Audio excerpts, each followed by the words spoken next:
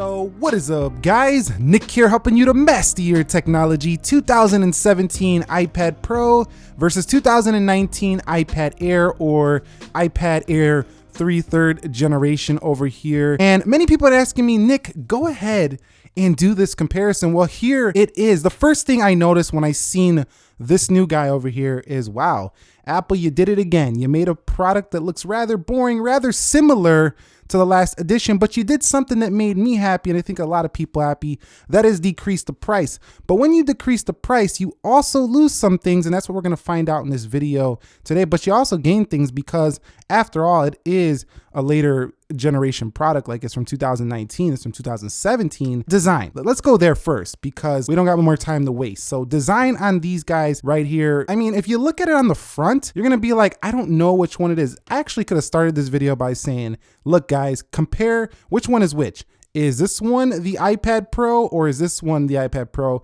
And on first glance, you wouldn't even have known. So design is pretty much the same, but that's good if you used to have an iPad Pro, maybe you sold it off, but you weren't able to get rid of your old accessories, and now you bought an iPad Air. Yes, the smart covers will fit on both the Air 3 as well as the 10.5, in many cases should likely fit on this guy as well. Okay, so with the Pro series, Apple made the bezels thinner on the sides, top and bottom, versus the older 9.7-inch style iPads, you know, they have the thicker bezels on the top and the bottom. So that was the big deal here. But now that the Pro 11 came out and it has basically the all screen design with just like the iPhone XS style, this tablet's starting to look dated as well. So you can see here on the back, we have a lighter color space gray, but one difference you'll notice right away is the chamfered edges on this product. You can see how shiny they are on the side. I'm trying not to drop this slippery iPad. It is pretty slippery. Button placement over here, camera bump on the rear. We do have a power button up here. 4-channel speakers. You do lose that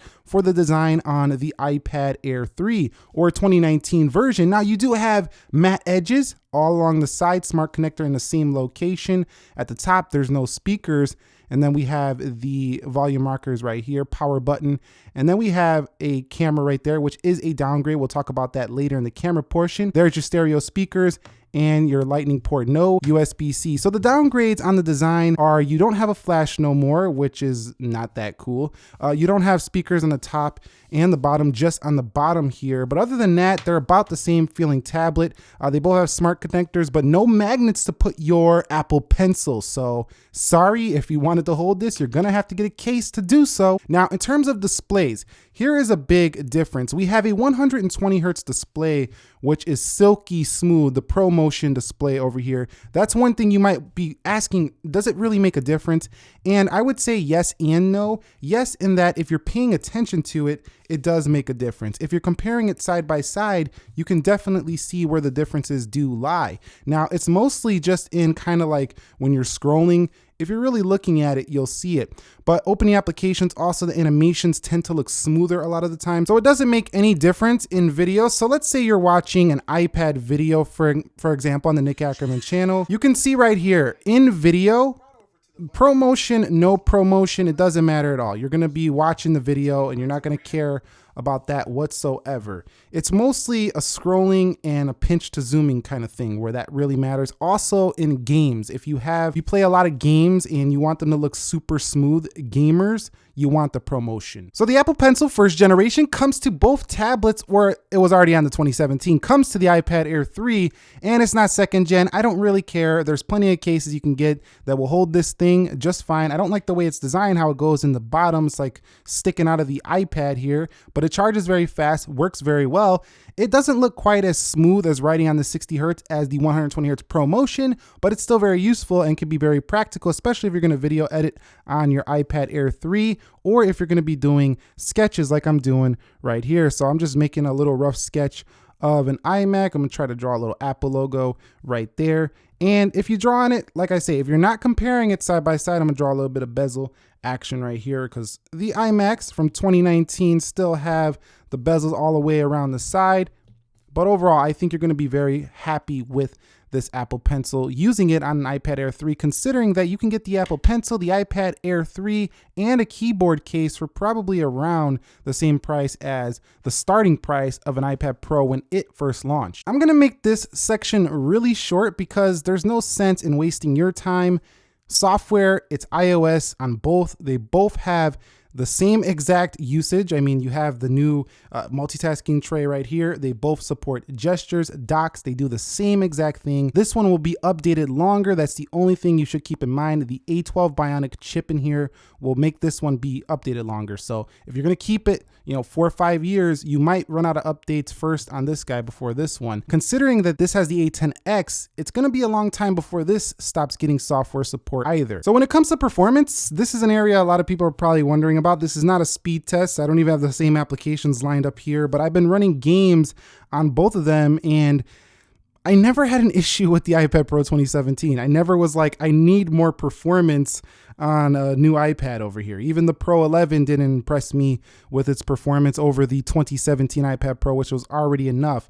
But if you want a $500 iPad that's a champ, that runs like a pro in performance, the iPad Air 3 has got it. It's a king when it comes to, performance over here. Now, one thing that's kind of tricky and a little bit weird I noticed is that even though this has an A12, the ProMotion display, which I keep pushing in this video because it makes a huge difference, makes this one visually look faster. So if you've used this, you might feel like, oh, this feels slow. It does that to your mind because of how less smooth it looks. But when you're actually in the games, you're not really going to notice much of a difference. So, I mean, technically, from a technological standpoint, I can't sit up here and say the iPad Pro is faster because it technologically speaking isn't. I don't really care in my usage, and I don't think you would have either. So I would say don't pick it just on the merit of the CPU, because that's probably not what's going to matter the most to you here. If we start running synthetic benchmarks, of course, this one is just going to stomp on the iPad Pro, but again, we know that doesn't make a difference at all in everyday usage. 4 gigabytes of RAM, you lose a gig here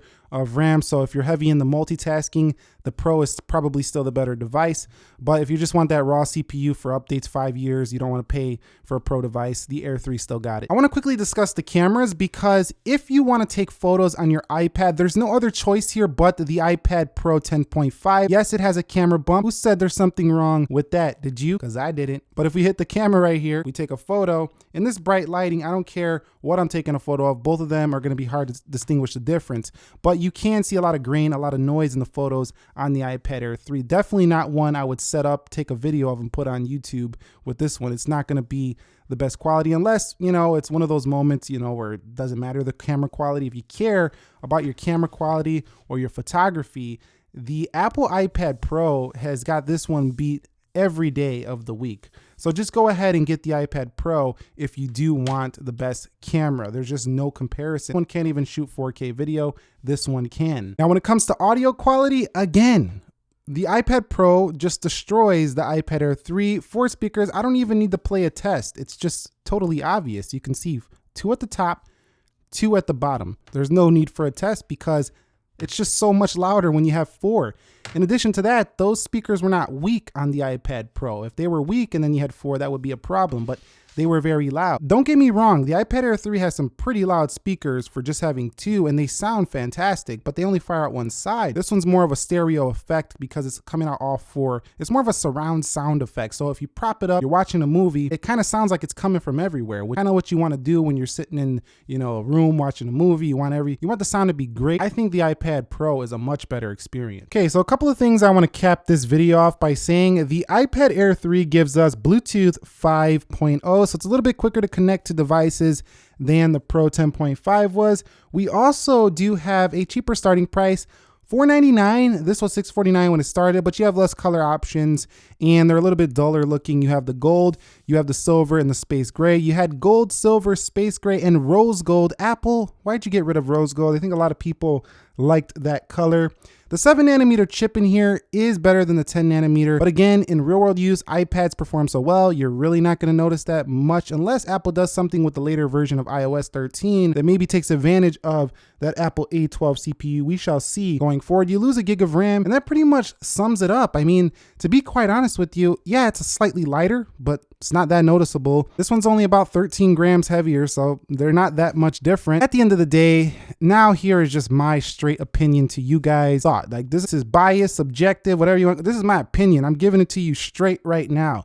The iPad Air 3 is not a good upgrade from the iPad Pro. Is it a better tablet than the iPad Pro? Should you just buy this one or should you look for this one secondhand? It really depends on what you value. Do you value technical processing performance? Yes, it's a better tablet. Do you care about Bluetooth connections to the point where you need it to be the fastest Bluetooth connections in the world? Having Apple's 7nm chip. Now, in terms of the iPad, do you value a smooth display? I think if you draw, it looks much smoother. It's funner to use on the iPad Pro 10.5. Do you watch movies a lot? Do you want a really good sound? You want the iPad Pro 10.5 here. Do you want good performance, but you're not like obsessed with having the latest and greatest thing? Then you'll be fine with the processor. The A10X is still a champ. Do you care about your cameras on your tablet? The iPad Pro 10.5 is a win. So there's no clear winner. You've seen the areas I said. Which one do you value more? Weigh that and then just buy that one. Anyway, what are your thoughts? Comment down below. If you guys want to see a speed test between these two, let me know as well. Thumbs up if you enjoyed it. Nick here, helping you to master your technology. Be sure to be well. Thank you very much for watching. I will catch you all